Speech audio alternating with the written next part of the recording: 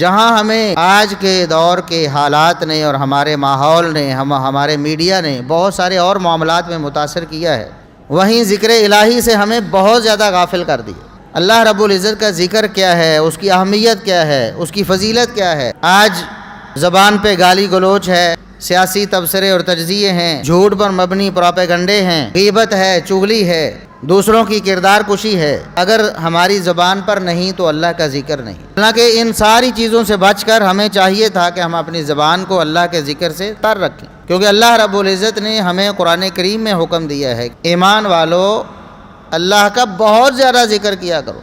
सुबह हो या शाम हो, कोई भी लम्हा हो, दिन हो या रात हो, अल्लाह रब्बुल इज़्ज़त की तस्बीह हो, तहमीद हो, तकबीर से अपनी ज़ुबानों को तर रखो। ये ईमान वालों को हुक्म था।